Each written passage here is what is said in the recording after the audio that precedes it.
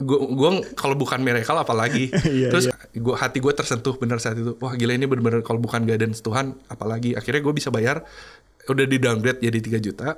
Gue bayar 3 juta, gue jadi plus 2 juta.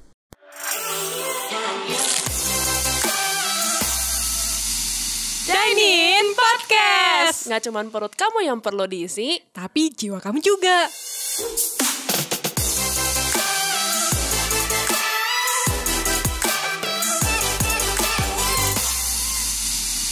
Halo All Day Diners, jumpa kembali di acara kita podcast All Day Dining.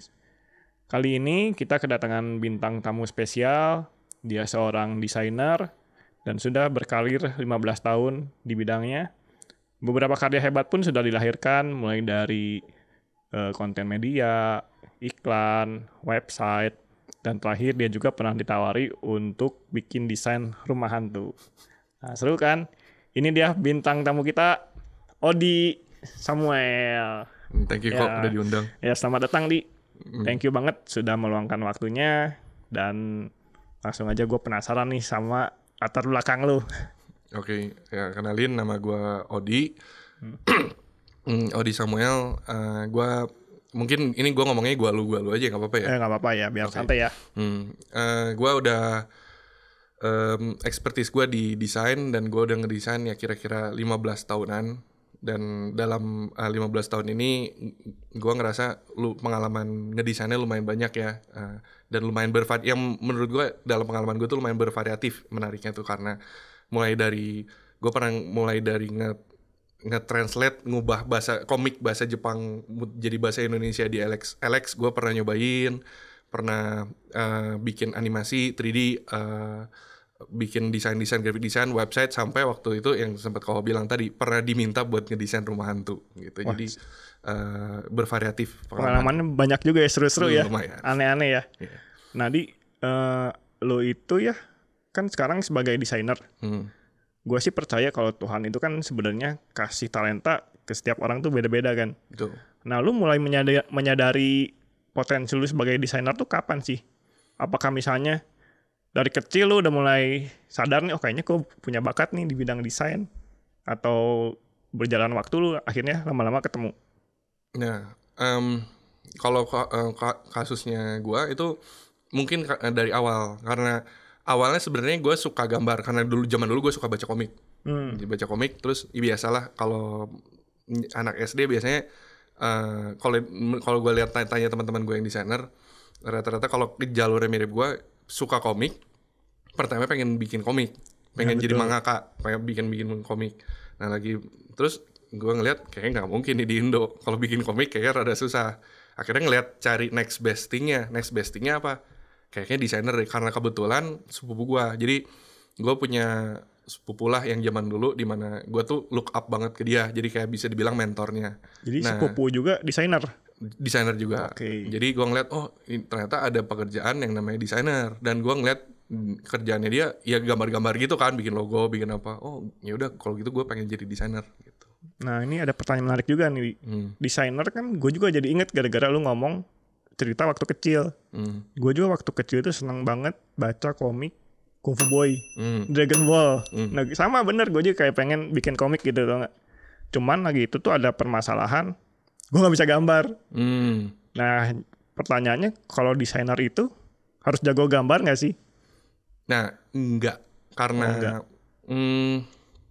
mungkin gue cerita dulu bedanya itu kan soal gambar dan desainer. Itu gambar itu dekat dengan artis, dan gue selalu bilangnya selalu ngobrol dengan temannya, apa bedanya desainer dengan artis.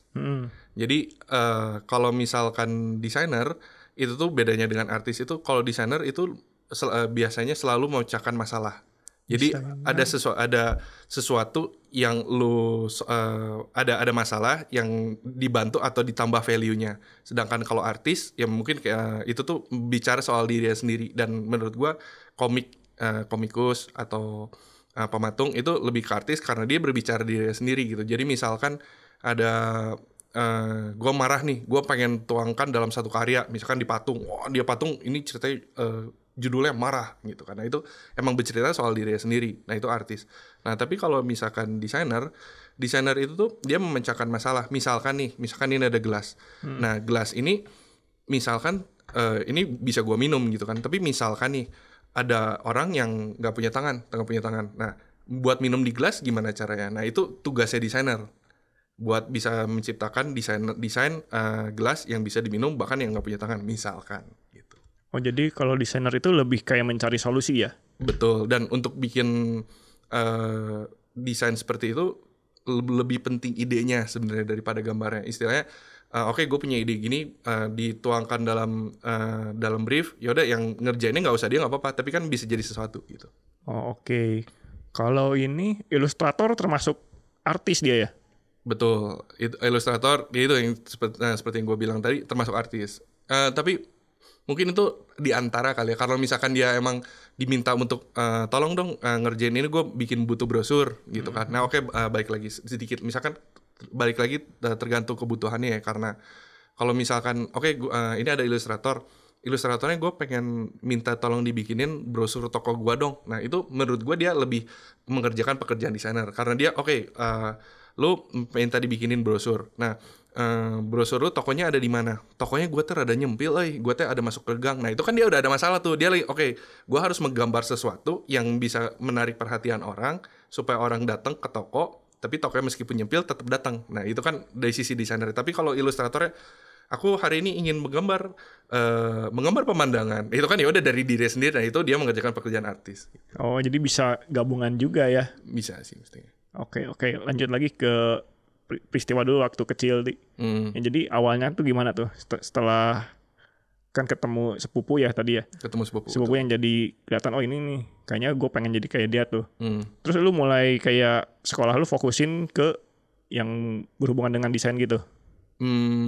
Iya, jadi dari SMP ya, pertama SMP tuh gue pertama kali kenal namanya Adobe Photoshop. Nah, itu betul. Photoshopnya tuh masih Photoshop 6 kalau salah. Jadi belum CS, jadi masih zaman jadul banget. Dan gue belajar otodidak ngeliatin Photoshop tuh ini bisa gini. Dan gue mulai ngerasa gue udah ngomong ke orang tua gue kalau misalkan nanti gue udah gede gue bakalan jadi desainer. Jadi gue zaman dulu masih ada tuh kelas IPA IPS. Gue udah ngomong gue masuk IPS juga gak masalah karena gue pengen ngejarnya desain. Nah terus kebetulan di sekolah gue tuh gue banyak diminta buat ngedesain karena mungkin ya kalau nggak salah zaman dulu yang bisa ngedesain cuma sedikit, jadi gue diminta biasanya tolong bikinin poster, diminta bantuan gitu ya. Betul. Akhirnya gue masuk ke OSIS. Gue ingat banget biasanya OSIS kan ada seksi 1, seksi 2, seksi 3. Gue masuknya kalau dibilangnya di bawah seksi 8. Jadi aneh banget di bawah seksi 8. Tapi gue masuknya bawah OSIS seksi 8 bagian desain. Jadi pokoknya kalau sekolah butuh desain nyarinya gue aja gitu. Jadi dari kecil udah diminta ini ya bantuan di bidang desain. Iya, tapi gue ngerasa itu blessing in disguise-nya karena itu mendekatkan gue dengan mimpi gue yaitu jadi desainer kan. Ya, dari orang tua sendiri mendukung karena kebetulan itu pertama sepupu gue itu juga udah jadi desainer dan kebetulan om gue ada percetakan. Dia ada dulunya punya percetakan dan yang lihat ternyata bisa sukses gitu kan. Berarti desainer emang kayak mungkin mereka juga pernah ngobrol kali ya, ini emang kalau desainer gimana sih kalau udah gede? Oh gini. Oh ya bisa cari duit kan? Oh ya mungkin gitu. Oh karena tertolong ada role model yang udah sukses juga gitu ya. Betul. Jadi diizinkanlah untuk jadi desainer. Betul. Oke. Lalu berikutnya gimana setelah SMA kemana? Nah, gue waktu itu mau ke kuliah. Nah waktu itu kuliah milih nih mau dengar katanya kalau di Bandung yang paling bagus tuh katanya ITB. Nah gue lupa namanya ITB dan tapi nyokap mikir ya apa nggak ada pilihan lain apa yang mungkin lebih bagus. Nah kebetulan gue di sekolah gue itu ada biasa kan ada bukan karir day apa kalau misalkan dulu zaman dulu kalau misalkan untuk kampus-kampus datang ke sekolah buat memperkenalkan kampus-kampusnya gitu. Nah itu tuh ada kampus dari Malaysia namanya Lim Kok Wing. Nah terus nyokap mikir kayaknya kalau misalkan si Odi belajar di luar negeri kayaknya benefitnya lebih bagus karena dia bisa lebih mandiri, bisa lebih ya bisa bahasa Inggris juga. Zaman dulu bahasa Inggris gue jelek banget. Nah terus akhirnya tapi emang terbukti sesuai dengan perkiraan nyokap gue, dengan gue pergi ke Malaysia itu gue ngerasa lebih ditempa di sana karena ya hidup sendiri, terus di sana problem-problemnya beda-beda gitu kan. Jadi gue ngerasa gue lebih tumbuh di sana gitu. Oh jadi begitu lu kuliah di luar negeri, lu merasa dapat banyak manfaat tuh lagi di sana. Betul. Jadi bukan dari skill secara desain doang, tapi dari pribadi gue. Karena contohnya, gue dulu mungkin orangnya yang rada kikuk ya. Jadi yang mau kenalan rada susah gitu kan. Nah tapi pas pertama kali gue nyampe di Malaysia, biasanya orang tuh di Lim Kok Kui ini ada dua versi. Jadi ada yang versi semester 1-nya itu di Jakarta dulu. Dia ketemu teman-temannya dulu, terus semester 2-nya semester 2 pas semester 3 itu baru bareng-bareng ke Malaysia. Gue tipe orang yang langsung dicemplungin ke Malaysia. Langsung tiba-tiba udah di Malaysia aja. Dan gue les Inggris ya cuman 2 bulan terakhir kalau nggak salah, 1 atau 2 bulan terakhir. Tapi Inggris gue juga masih jelek, emang nggak terlalu bagus. Dan gue nggak pede. Biasanya kalau lu belajar bahasa kan lu harus banyak ngobrol dengan pakai bahasa itu. Dan kebetulan ya di Indo masa lu jadi pengen orang yang sok-sok ngomong Inggris, ya gue kan nggak bisa gitu orangnya. Jadi Gak enak juga ya. nah akhirnya pas lagi nyampe sana, gue takut nih ngomong Inggris. Terus gue ngeliat, oh ini ada orang nih, orang Indo gitu. Langsung gue kenalan, gue Kodi kenalan dong gitu. Karena dulu gue nggak punya teman di sana, dan karena gue akhirnya orang Indo, gue kenalan, gue pokoknya bisa ngobrol sama lu. Akhirnya gue kenal sama satu angkatan. Wah luar biasa. Orang Indo kenalan. Akhirnya ya kalau teman-teman gue yang lain kenalnya ya udah yang bagian graphic design, gue kenal orang multimedia, orang interior, orang produk, karena orang Indo gitu, gue kenalin aja. Oh jadi kenalan, gitu. Pertama kali datang ke sana cari dulu orang-orang Indo nih. Iya. Jadi teman-teman banyak orang-orang Indo dulu. Iya. Terus di sana itu tinggalnya di asrama gitu, Di. Iya, gue ada mungkin ngekos. Jadi dormitory awalnya jadi ngekos hitungannya di apartemen gitu. Nah, Ada pengalaman menarik nggak, Di? Dari cerita misalnya lagi kuliah di sana tuh, ada kejadian yang seru-seru nggak? kalau misalkan kejadian menariknya mungkin lebih ke yang gue inget ya, karena zaman dulu tuh ya seru gitu bareng teman-teman. Cuman lebih ke masalah gue di tempatnya karena di sana tuh si tempatnya itu tuh, jadi cerita sedikit ya, di Malaysia itu tuh Selangor, yang terkenal kan namanya Kuala Lumpur. Kuala Lumpur itu tuh kayak Jakarta. Nah tapi di Kuala Lumpur itu ada bagian itu tuh bagian dari bagian namanya Selangor. Nah Selangor itu kayak Jawa Baratnya lah bisa dibilangnya. Nah itu tuh kalau lu buka peta, gue kuliahnya gue tuh di sini, jadi di luar petanya, jadi Selangor tapi ujung gitu, namanya Putrajaya, Cyberjaya tapi deket Putrajaya. Nah itu tuh kotanya masih dibangun, jadi belum ada apa-apa. Oke. Istilahnya kalau lu mau makan KFC terdekat di sana, lu harus naik bus 1-2 jam. Oh lumayan effort dan nggak ada apa-apa gitu kan. Dan akhirnya di sana gue ngerasa serba susah. Jadi misalkan nih gue ngomong nih, yuk kita mau makan yuk, mau makan ngafe. Gue kalau mau ngafe antara nunggu setengah jam, kalau kafe yang proper ya, itu antara gue nunggu bus setengah jam atau jalan 1 jam. Jadi sesusah itu. Tapi akhirnya gue ngerasa udah terbiasa susah. Akhirnya gue ngerasa ditempa di situ. Oh jadi mentalnya udah kebentuk juga ya. Lumayan. Terus yang ngurusin rumah, zaman ya kalau gue ngerasanya kalau gue kuliah di sini mana ada sih gue ngurusin rumah, karena gue kebetulan jadi di sana tuh bukan awalnya gue tinggal di apartemen, terus gue ngerasa oke, kalau misalkan kita nyewa bareng rumah kayaknya lebih murah. Akhirnya gue ngumpulin teman-teman gue berempat, ayo kita nyewa rumah. Nah nyewa rumah, kebetulan gue jadi ketuanya. Jadi kalau ada apa-apa nyarinya gue gitu kan. Nah, akhirnya ngurusin listrik, ini ngurusin rumah, ngurusin air, ngurusin internet. Akhirnya gue belajar tuh ngurusin, kalau misalkan ngurusin rumah butuh internet, ngubunginnya kemana. Kalau misalkan listrik ada masalah, ngubunginnya kemana. Ternyata kalau nyewa rumah ini harus ada depositnya bla bla bla. Nah, belajar dari situ. Belajar banyak ya. Terlebih lagi yang berhubungan dengan kemandirian itu ya. Ya, mandiri. Kira-kira gitu. Oke. Nah, setelah itu kalau lu sendiri setelah lu menjalani kuliah di Kuala Lumpur tadi ya? Di Lim Kok Kui namanya. Nah, itu menurut lo ada perbedaan nggak sih kira-kira kalau sistem pendidikan di sana sama di sini gitu? Gue ngerasanya ini yang kerasa minim dibandingin dengan lulusan graphic designer di sini ya. Mungkin karena guru gue juga kebetulan ada beberapa guru yang menurut gue ajarannya bagus, tapi gue lebih diajarin soal fundamental desain. Jadi gue ngerasanya nggak tahu ya kalau misalkan lulusan yang di sini kalau di sana gue di awalnya dikasih yang tadi gue cerita soal art desainer dan lawan artis bedanya apa, terus kreativitas itu apa.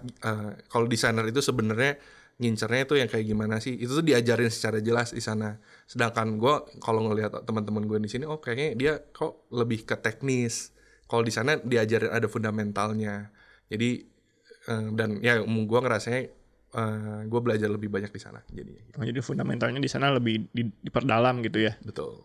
Oke, nah setelah kuliah langsung dapat ini job sebagai desainer. Nah, tadinya gue ada pilihan buat kerja di Malaysia atau di Indo. Terus gue tipe orang yang sayang keluarga, jadi pengen pulang. Jadi pulang ke Indo. Nah, terus dia akhirnya pulang Indo. Tadinya punya rencananya ya gue pengen nganggur dulu setahun, pengen main-main lah. Zaman dulu kan gue orangnya suka main game. Nah terus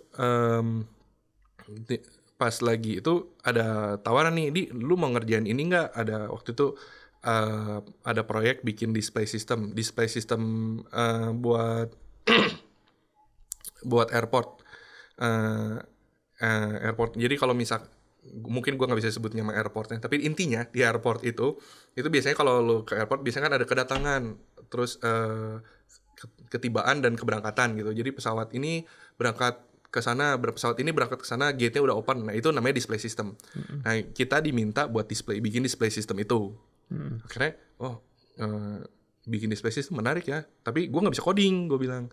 Yaudah gue cari teman gue yang bisa coding. Nah akhirnya gue kenal sama teman gue, di mana akhirnya teman gue itu jadi partner coding gue. Nah dari situ barengan kan, oh ternyata ngoding bareng dia enak juga ya. Yaudah kita bikin proyek berikutnya. Akhirnya bikin proyek, akhirnya kita bikin studio. Gitu. Oh, nah itu pertama kali dapat proyek apa tadi display system ya? Itu dari mana di channelnya? Kan bisa itu kan kayak proyek yang besar ya gitu. Iya, nah circle lagi dari sepupu gue yang gue bilang tadi, yang desainer itu. Oh. Jadi emang ya bisa dibilang mentor gue, dan dia juga lumayan baik ke gue. Kalau ada apa-apa gue dipanggil, ada apa-apa gue dikabarin gitu.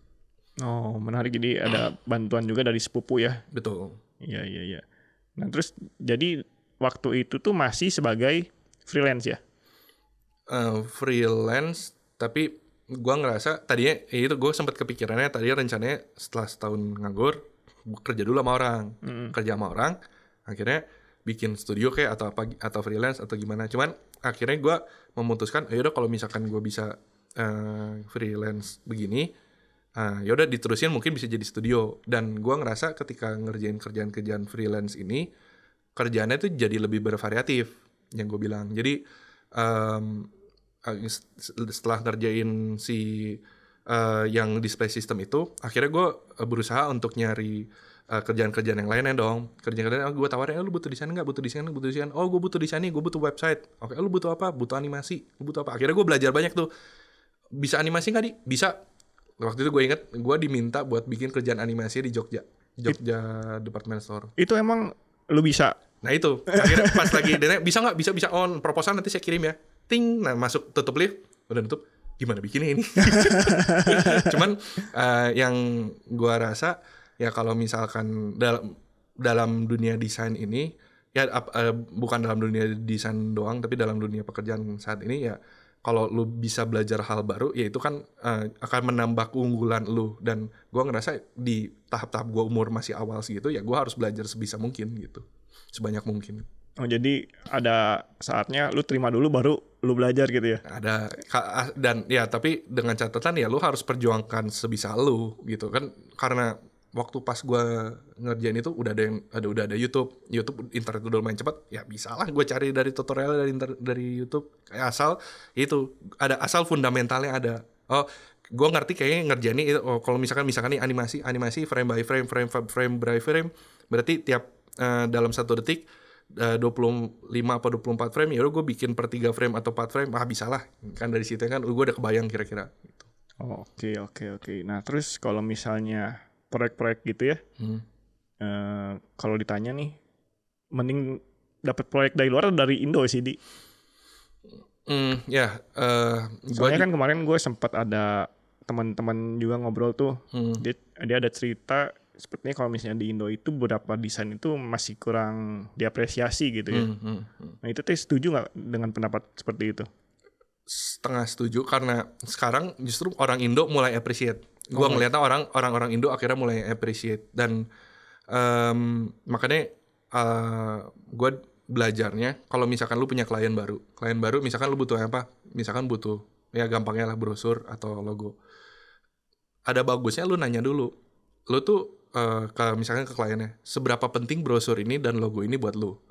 Jadi ditanya, jadi supaya lu bisa ngukur nih si klien ini tuh nganggep si logo ini sepenting apa. Karena ada aja orang yang ngomong, saya mah logo asal ada aja kan. Kalau misalkan ada orang klien udah ngomong gitu, ya nggak mungkin mau ngeluarin yang jor-joran buat lu.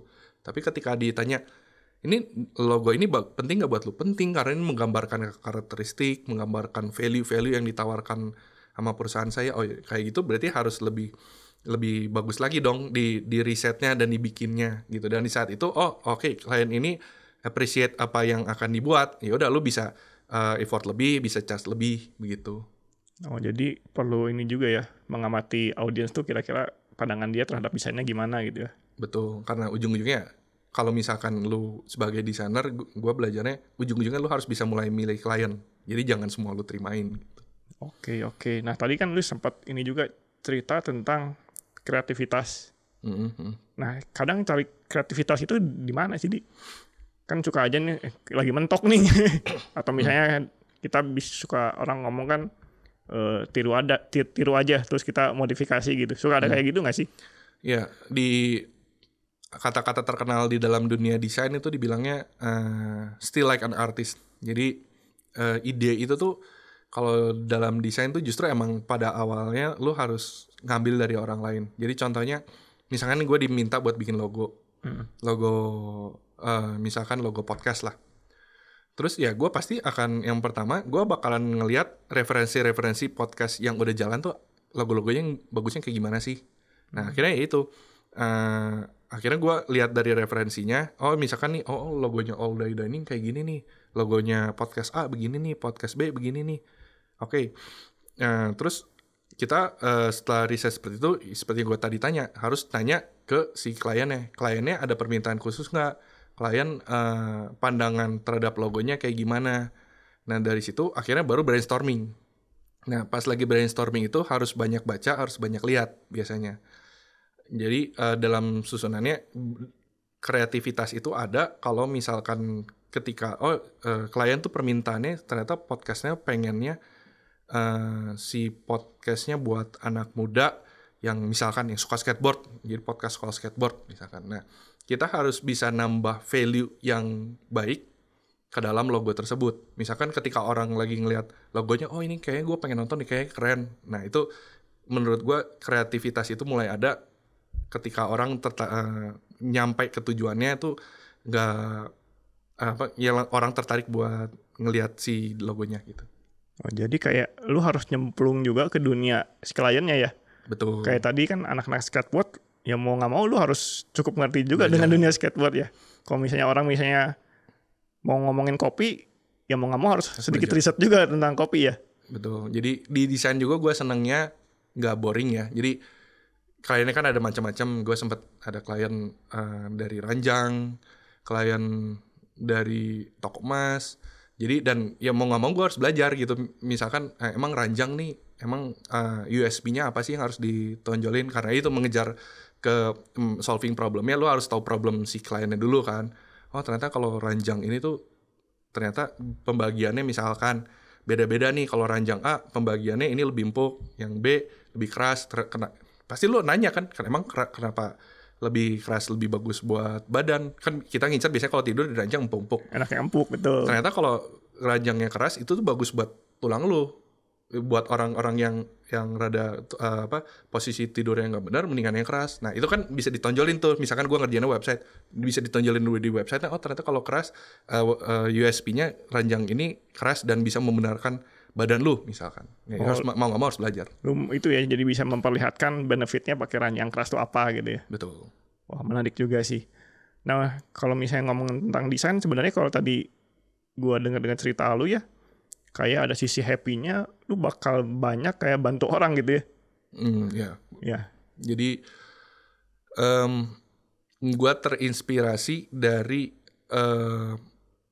si Edozel. Jadi waktu itu gue pernah nonton podcastnya sama siapa ya? Kalau nggak salah sama Edozel tuh yang ini kan, YouTuber kan? YouTuber sama Dani Amanta ya. Daniel Mananta. Dari Andi Mananta, dia pernah podcast sama Edozel dan ceritanya lumayan menarik. Jadi dia bilang kalau misalkan dia zaman pandemi dia bikin apa kitchen yang dia bikin Cloud Kitchen ya yang ya satu dia kitchen dipakai banyakan ya, benar nggak? Kalau nggak salah pokoknya intinya dia bikin tempat makan, tapi tempat makannya terserah lu mau bayar berapa, karena dia pengen ngebantu intinya. Dan dia kenapa bikin restoran seperti itu, karena zaman dulu pas pandemi banyak orang yang kesulitan buat makan lah intinya, kan zaman pandemi susah kerja susah apa, dan dia pengen ada ngebantu orang lewat restoran ini. Dan dia tadi mikirnya ini ide gila, ini gue nggak untungnya dari mana gitu kan. Tapi ternyata dari maksud dia pengen ngebantu orang itu, dia malah banyak dibantu. Tiba-tiba banyak orang, sok gue pengen sponsor lu deh, bikin restoran lu. Dan uluran tangan itu tuh datang makin banyak sampai akhirnya dia kalau nggak salah buka cabang banyak, kalau nggak salah ya intinya. Dan gue ngeliat ternyata gue di sana menemukan maksud hidup gitu. Maksudnya ternyata gue kalau misalkan ingin berkembang, justru gue harus menolong orang gitu. Dan gue ngeliat kalau misalkan ada kayak contohnya, gue ini lagi bikin sosial media, divisi sosial media kan. Gue sekarang tuh kerjanya banyak, zaman dulu tuh kerjanya banyaknya website. Terus gue diarahin, kayaknya ini banyaknya mulai ngarahnya zaman sekarang harus ke sosial media. Dan gue ngeliat kebetulan ada teman gue yang lagi cari kerjaan. Terus gue ngeliat, ya udahlah kayaknya bisa gue bantu nih. Lu bisa nge-shoot kan? Bisa, sini gue ajarin nge-shootnya. Oke, sekarang lu nge-shoot ya, mulai nanti tiap hari Sabtu lu nge-shoot di sini. Oke, lu mulai akhirnya ngajarin, dan gue akhirnya bisa mulai ngebantu dia, dan ngerasa ngebantu orang tuh enak gitu. Akhirnya gue juga belajar, dia juga happy gitu. Nah, kalau kayak gitu dia kenapa yang bisa lu tiba-tiba mau berubah gitu kan, ternyata ada website terus tiba-tiba ngurusin media sosial gitu. Apakah itu tuh ada kayak guidance gitu, atau misalnya ada lu dapet pencerahan tiba-tiba kayaknya gue harus ke main medsos nih sekarang. Nah, dari apa yang gue lewatin pas lagi pandemi, gue tuh mulai ngerasa yang namanya bimbingan Tuhan. Jadi ya waktu pas pandemi itu lumayan hancur lah ya. Pandemi itu dunia desain juga kena di? In a way kena. Kena juga. Oke. Karena waktu kemarin gue sempat ada punya beberapa klien yang udah ada proyeknya, terus tiba-tiba dari kliennya sendiri kan kena efek pandeminya. Misalkan tadinya dia pendapatannya dari 100 klien dari misalkan dari 100 juta, pandemi jadi 0 dong, nggak bisa. Akhirnya kerjanya jadi batal, jadi batal semua. Banyak yang ngebatalin, budgetnya hilang. Betul. Dan kebetulan gue juga ada side job, ada tokonya juga sepi gitu kan, jadi macam-macam. Terus akhirnya gue ngerasa aduh ini gimana ya Tuhan, ini gue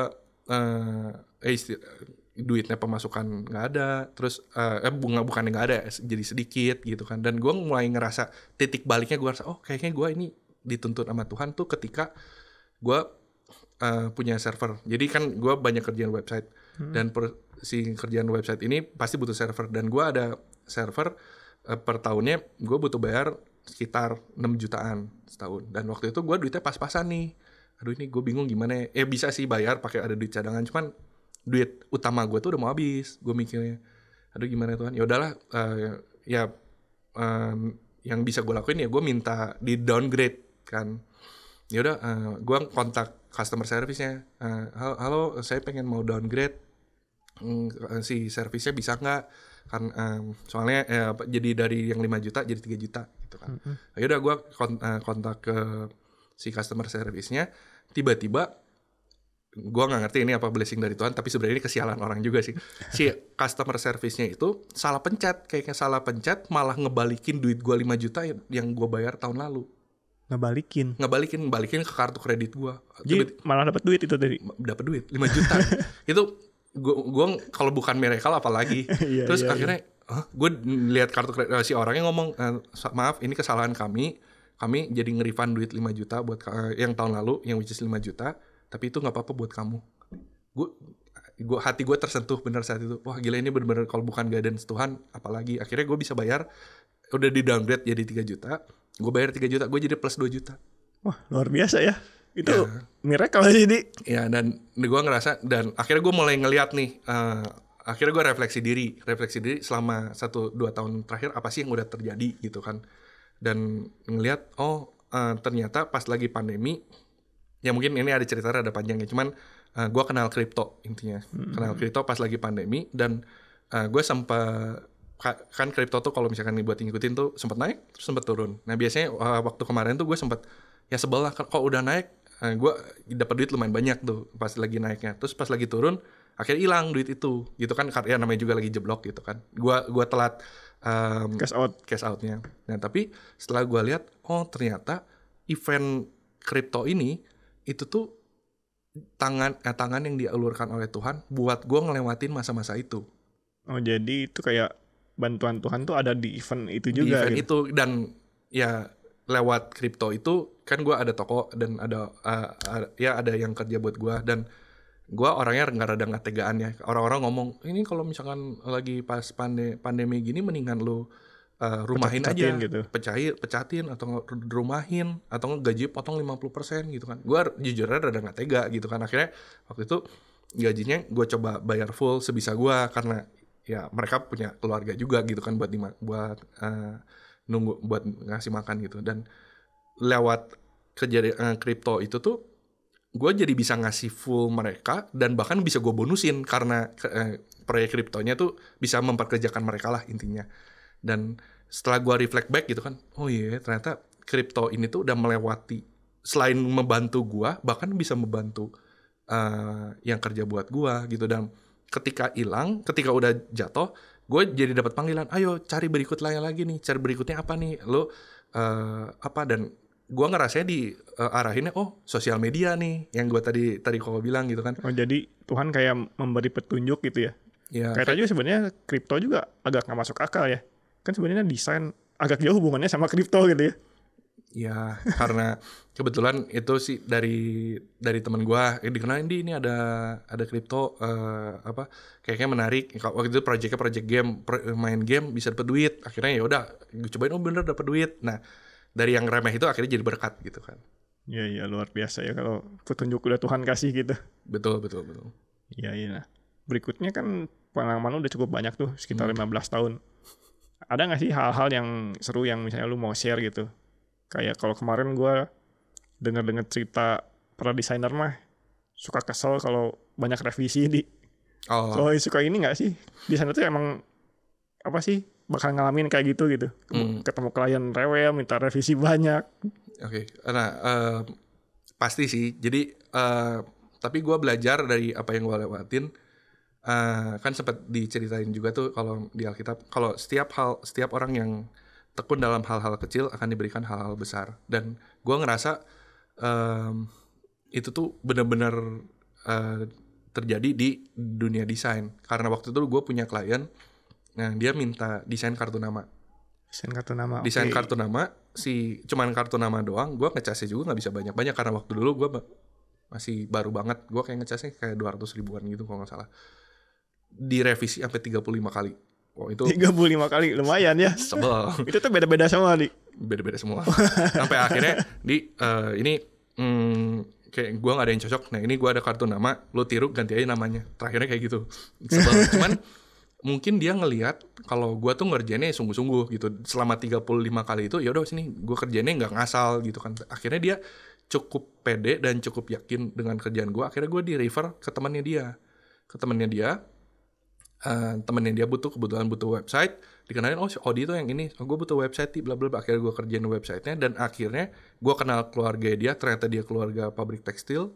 Akhirnya keluarga pabrik tekstil itu bikin 3 website ke gue gitu kan. Jadi gue jadi ngelihatnya kalau misalkan gue nggak ngerjain kartu nama itu, gue nggak akan dapat 3 website di belakang gitu. Jadi ya asal meskipun banyak yang nyebelin, tapi kalau lu kerjain sungguh-sungguh, ujung-ujungnya pasti ada buahnya. Oh, itu cocok banget ya, seperti firman Tuhan ya. Kalau kita setia sama perkara kecil, perkara besar pun kita akan dikasih dan kita dipercaya ya. Betul. Wah, luar biasa ceritanya. Oke, jadi ada hal lain lagi yang seru untuk di-sharingkan? Yang bisa di-sharingkan itu dan soal value ya. Jadi yang tadi sempat gue bilang di awal, desain itu tuh banyak bersentuhan dengan value.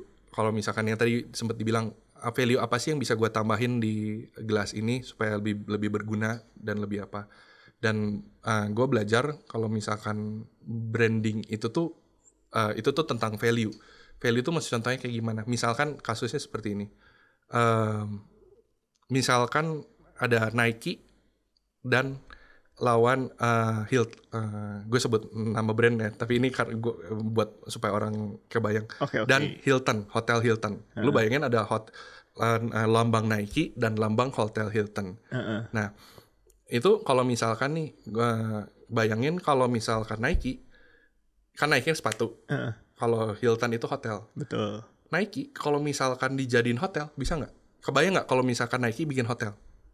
Nggak kebayang. Mestinya lebih kebayang. Kenapa? Gue bisa bayangin nih, kalau hotelnya Nike, nanti berarti hotelnya tuh yang temanya tuh sepatu. Bukan tema sepatu. Temanya sesuatu yang berhubungan dengan sehat. Misalkan banyak outdoornya, terus ada track larinya. Terus nanti misalkan kalau pas lagi mau breakfastnya makanan sehat. Oh, karena Nike sudah nge-brand dia adalah sesuatu yang berhubungan dengan kesehatan. Betul, dan itu value-nya dia. Nah, kalau dibalik, Hilton bisa nggak dibayangin bikin sepatu? Nggak bisa. Lebih susah. Karena dia nggak ada value yang dia tawarkan. Karena ya udah logonya dia logo doang. Tapi Nike ada value-nya yang ada di dalam. Dan itu berhubungan dengan ketika gue yang belajar dalam dunia desain, itu tuh dan brand lu akan sukses ketika value yang lu tawarkan itu tuh dimengerti dan diikuti sama orang-orang. Makanya ada alasannya kenapa logo Nike, baju t-shirt ada logo Nike, segitu dikit tiba-tiba harganya jadi 300.000. Karena orang-orang yang mau beli baju itu tuh yang percaya dengan value lu, dengan value yang Nike. Gitu. Jadi dan gua ngerasa pelajaran tentang value ini tuh bisa ditarik ke kehidupan kita sehari-hari gitu. Value apa sih yang lu mau tambahkan ke orang-orang? Value apa sih yang bisa lu kasih ke dalam setiap tingkah laku lu gitu. Dan ketika ada dan lu harus menempatkan diri lu di mana lu tinggal di value yang berdekatan gitu. Jangan lu ya masalah lingkungan pertemanan, apakah value-nya bisa membangun lu, apakah value ini justru menjelekan diri lu gitu kan ya. Jadi itu hubungannya juga dengan kita harus punya lingkungan atau teman-teman juga yang benar gitu ya. Misalkan. Jadi kayak harus menghindari orang ngomong toxic people ya. Toxic people bisa dari kalau misalkan lu ya pekerjaan apa yang lu tingkah laku yang lu lakukan ini emang gue mau ngomong nih, misalkan gue ngobrol sama lu ya, misalkan gue lagi mau ngegosip soal si A misalkan ya, emang gue bisa nambah value apa di dalam pembicaraan ini? Ya lu paling cuma hahi doang, tapi siapa tahu gue nyakitin hati dia di belakang, siapa yang nggak tahu ya. Itu jadi hati-hati dalam berkata, karena itu ada value-nya nggak. Nah itu gue tarik mundurnya jadi ke situ, bukan halnya dalam desain tapi dalam kehidupan sehari-hari. Kehidupan sehari-hari juga kita harus memperhatikan value kita ya. Betul. Dan mungkin satu lagi yang bisa gue share soal horizontal career change-nya. Jadi dalam dunia desain ya itu seperti gue bilang, gue sempat banyak nyobain macam-macam. Gue ngelihat ke belakangnya kalau gue tuh dikasih kesempatan untuk mencoba beberapa banyak pekerjaan sebagai animator, sebagai web design, sebagai sebagai graphic designer. Dan gue sempat ngelihat ada gue ngambil hikmahnya kalau misalkan lu dalam pekerjaan mentok, biasanya kan lu suka ngeliat nih, gue pengen jadi manajer nih, apa jadi general manager, ternyata nggak mentok nih, nggak naik-naik. Apakah karena masalah atasan lu, masalah lingkungan lu. Ya ada opsi lainnya, kenapa lu nggak ngeliat ke kanan? Lu bisa geser jadi apa? Contohnya misalkan lu chef nih, lu chef di restoran, di koki di restoran itu lu mentok nih, nggak bisa ke atas. Ya, kalau gue ini mentok dimasak terus ya siapa tahu lu bisa ngegeser. Misalkan ya mungkin contoh jelek ya, siapa tahu lu bisa buka restoran kek, lu bisa buka catering kek. Nah itu horizontal tapi nggak jauh-jauh amat. Nah yang gue sempat ada punya temen itu orang Jepang namanya Kyohei Sugiyama.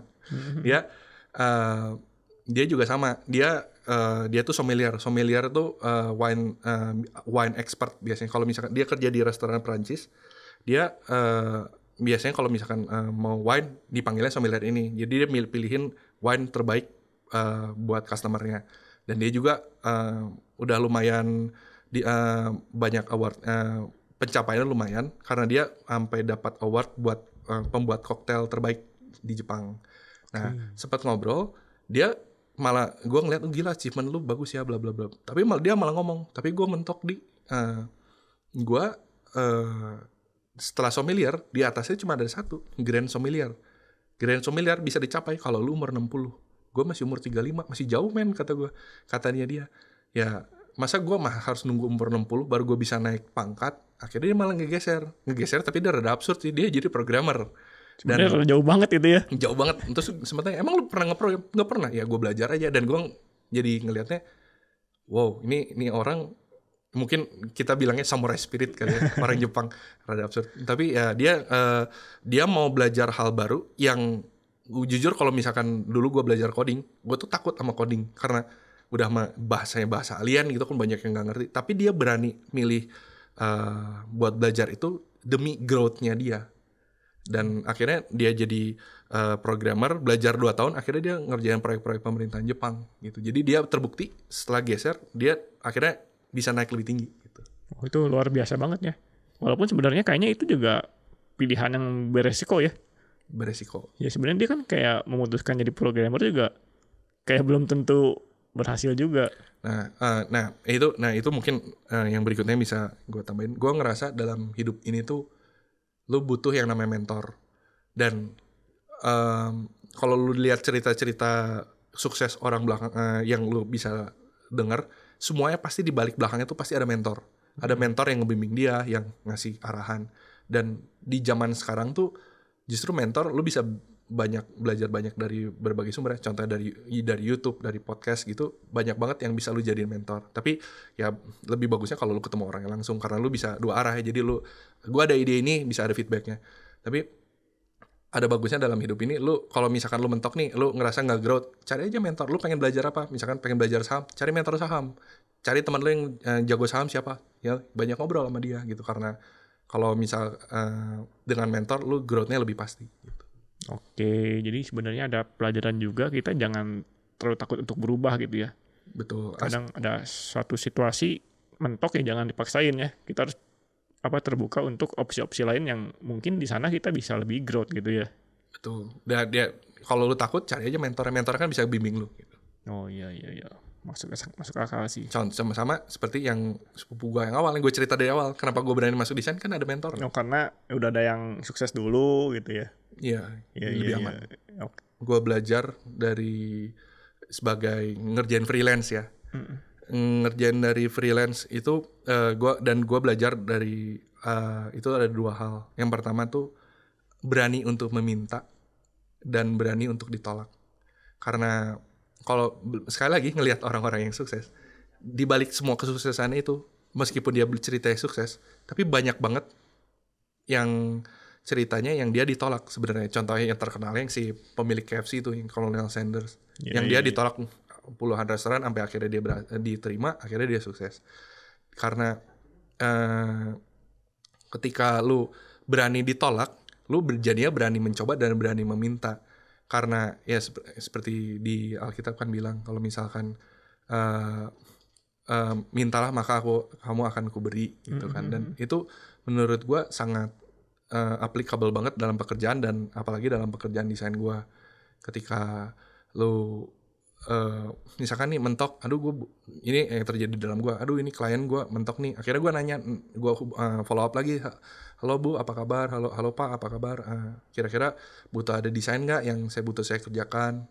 Nah, lama-lama ya mereka kebanyakan malah ngasih, saya mungkin mereka nggak butuh saat itu, tapi lu lagi butuh kerjaan, gue ada nih kenalan gue kebetulan lagi butuh desain nih, butuh bikin logo gitu. Dan dalam proses meminta itu tentu lo harus terbiasa untuk ditolak, dan itu tuh gue diajarin itu tuh terbiasa untuk ditolak tuh salah satu skill set, dan lo harus terbiasa buat ditolak. Oke, jadi satu hal lagi adalah kita jangan terlalu gengsi untuk meminta bantuan gitu ya. Betul, karena ya dibalik gue sih jadi motivasinya dari yang gue ketika gue meminta, kadang-kadang lu meminta bukan buat lu diri lu sendiri, karena kan gue punya tim nih, istilahnya kalau gue nggak minta ya gue ngasih makan apa, gue ngebayar mereka kayak gimana nih. Jadi gue ada tanggung jawab, gue harus majuin tim gue. Ya udah, gue minta bukan buat kepentingan gue tapi buat kepentingan orang lain juga gitu. Wow, luar biasa sekali. Udah sih. Nah tadi sempat ngomong kayak tentang branding tuh, tentang adding value gitu kan. Nah sebenarnya kapan sih saat yang tepat misalnya seseorang atau brand itu mulai melibatkan desainer? Contoh nih kayak ada misalnya seorang baru mau mulai bisnis nih. Apakah dia dari awal itu langsung harus melibatkan desainer, atau mungkin dia tunggu ada repeat order dulu, dapat ada punya customer dulu baru dia libatkan desainer? Menurut gue ini tergantung budget. Jadi bagusnya sih dari awal ya, karena kalau dari awal tuh desainer biasanya ada ngasih point of view, bisa ngasih point of view sendiri gitu. Ini kayaknya harus dibawa, logonya harus dibawa ke sini. Kalau misalkan lu logonya soal kayak begini nggak jalan gitu, karena dari di tengah juga bisa. Kalau misalkan dia udah jalan, ini mereka biasanya udah ada masalah ini masalahnya. Kenapa ya kalau misalkan saya udah nyobain masuk ke sosial media tapi nggak naik followernya. Nah itu kan masalahnya udah ada, tinggal di solve. Tapi kalau dari depan, kita sebagai desainer bisa ngasih tahu, ini kayaknya masalah ke depannya itu balik lagi berhubung kan desainer kan memecahkan masalah ya. Jadi kayaknya ini masalah di depannya lu bakalan ada berbagai masalah nih. Kayaknya ini supaya logo lu supaya brand lu maju, logo lu sebaiknya dibikinnya lebih bagus, bla bla bla bla gitu. Oh iya, jadi sebenarnya si desainer juga bisa membantu lo untuk memetakan sebenarnya ini produk lu tuh buat market mana gitu ya. Konsultan ya, karena dalam desain dibilangnya lu ngerjain 30% desain, 70% riset. Oke. Ya mungkin gua cerita logo itu yang suka jadi perdebatan kan masalah branding ya. Kalau branding itu ada yang bilang branding logo cuma 200.000, tapi kenyataannya ada yang gua tahu, mungkin gua nggak bisa sebut brandnya apa. Brand yang paling mahal yang gua tahu itu nilainya 16 miliar. Untuk logo? Bukan logo tapi corporate sih, di branding. Nah cuman kalau misalnya kita tanya gitu, emang bedanya apa? Gua ngerasanya bedanya itu dari riset. Karena misalkan nih logo yang ini tuh, logo yang bagus tuh logo yang udah target market udah pasti suka.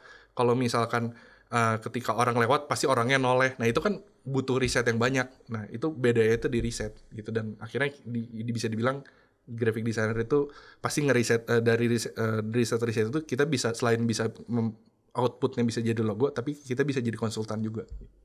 Oke, thank you banget Di atas cerita-cerita dan insight-nya. Nah buat teman-teman yang suka atas video ini bisa tekan tombol like dan subscribe ya. Oke. Share food, share goodness. All the diners yang udah listening to our podcast ya.